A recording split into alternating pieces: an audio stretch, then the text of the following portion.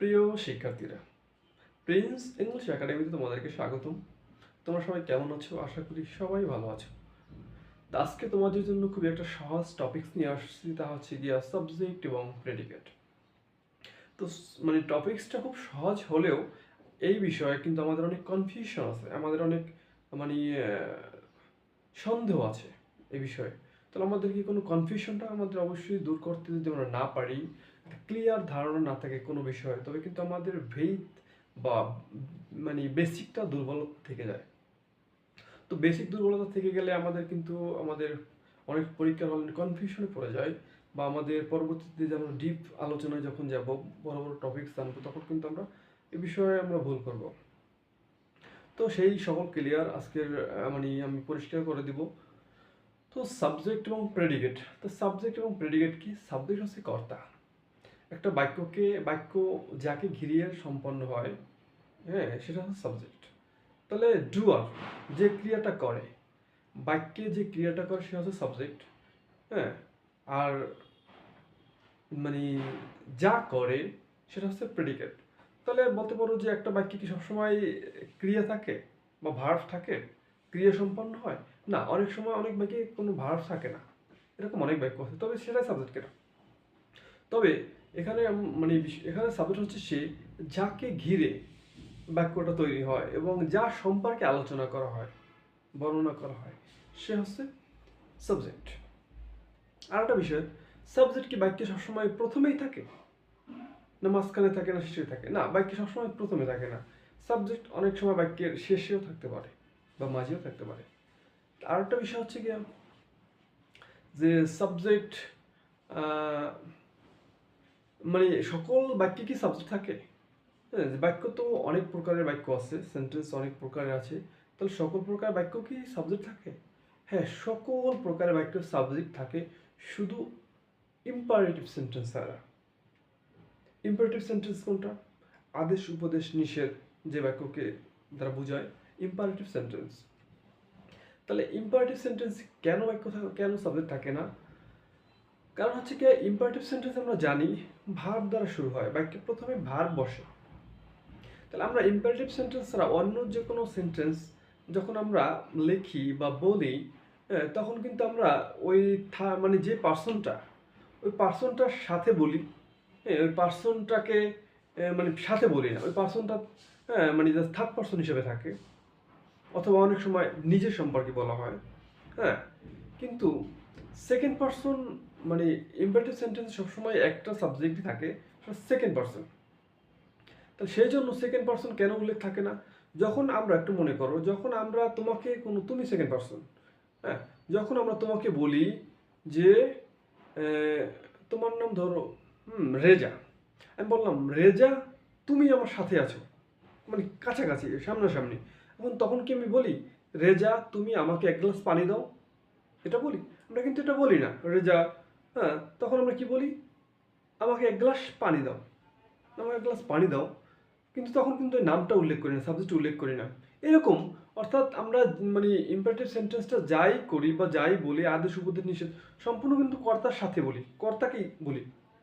Request করি কর্তাকে, উপদেশ দিই কর্তাকে, নিষেধ করি কর্তাকে সরাসরি, সেই জন্য তাকে বাক্যে উল্লেখ করি না, সেই জন্য সাবজেক্ট থাকে না। এছাড়া সকল বাক্যে সাবজেক্ট থাকে। তো আমরা উদাহরণের মাধ্যমে এই বিষয়টা ক্লিয়ার হই। তাহলে এখানে দেখি আমরা একটা বাক্য, হি লেখা আছে, হি গোস টু স্কুল। এখানে মানে সে স্কুলে যায়, তো কে স্কুলে যায়? হি যায়। তাহলে হি হচ্ছে সাবজেক্ট, হি সাবজেক্ট, সে যায়, কারণ ক্রিয়া হি দ্বারা সম্পন্ন হয়েছে। আর এটা হচ্ছে প্রেডিকেট।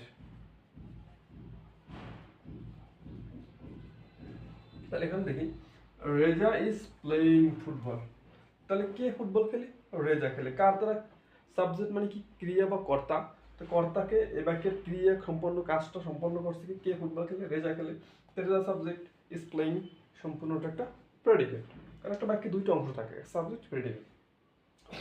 তাহলে এখানে দেখো, হেয়ার ইজ দ্য পেন। এখানে কলমটি, এখানে কলমটি বা কলমটি এখানে, এখানে সাবজেক্ট কি হেয়ার? না, হেয়ার কোনো সাবজেক্ট না। কেন? হেয়ার কোনো কর্তা নয়। একটা স্থান, কর্তা নয়। তাহলে কর্তা কি? হ্যাঁ, এখানে অর্থাৎ কাকে ঘিরিয়ে বাক্যটা, মানে এখানে কোনো কর্তা কিন্তু নাই, কেউ কোনো কাজ করে নাই। এখানে বলা হয়েছে হেয়ার ইজ দ্য পেন, এখানে কলমটি।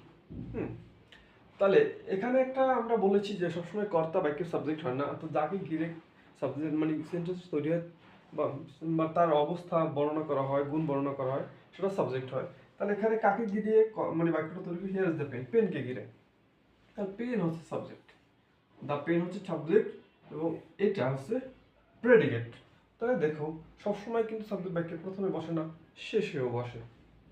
এটা দেখো, আনিক ইজ এ গুড বয়, অনেক ইজ এ গুড বয়, অনেক একটা ভালো ছেলে। তাহলে এখানে কিন্তু যে আমরা কোনো ক্রিয়া নেই, সে একটা ভালো ছেলে, এখানে সে অনেক কোনো কাজ করে নাই। হুম, তাহলে এখানে সাবজেক্টকে, অর্থাৎ কোনো বাক্যের যদি ক্রিয়া বা কর্তা না থাকে, হ্যাঁ, সেখানে সেন্টেন্সটা যাকে ঘিরে বর্ণনা করা হবে, তো যার সম্পর্কে বলা হবে সেই সাবজেক্ট। তাহলে অনেক সাবজেক্ট, আর এটা হচ্ছে প্রেডিকেট। এখানে দেখো, ওপেন দ্য ডোর, দরজাটি খোলো, এটা সাবজেক্ট কি? বলো তো এটা সাবজেক্ট কি? এটা কিন্তু সাবজেক্ট নয়। কেন সাবজেক্ট নয়? এটা হচ্ছে ইম্পারেটিভ সেন্টেন্স। ওপেন অর্থাৎ খোলো দ্য ডোর, দরজাটি। তাহলে এখানে কিন্তু প্রথমে কিন্তু ভার্ব আসছে, ভার্ব আসার কারণে এখানে একটা ইম্পারেটিভ সেন্টেন্স হয়ে গেছে। হ্যাঁ, এখানে কি সাবজেক্টকে তোমাকে বলা হয়েছে ওপেন দ্য ডোর, দরজাটি খোলো। আমরা তো বলি না তুমি দরজাটি খোলো, তুমি দরজাটি খোলো, এরকমটা বলি না, দরজাটি খোলো, আমি তো তোমাকেই বলতেছি। তাহলে ইম্পারেটিভ সেন্টেন্স সাবজেক্ট থাকে না, সম্পূর্ণটা একটা প্রেডিকেট। ঠিক আছে, এ হচ্ছে সাবজেক্ট এবং প্রেডিকেট। তো আশা করি তোমরা বিষয়টা ক্লিয়ার হয়েছো, কোনো রকম কনফিউশন যদি থেকে থাকে সেটা ক্লিয়ার হয়েছে। আর যদি তারপরও এই বিষয়ে কোনো প্রশ্ন থাকে অবশ্যই কমেন্ট বক্সে প্রশ্নটা করবা। কোনো সমস্যা থাকলে, সন্দেহ থাকলে কোনো বিষয়ে।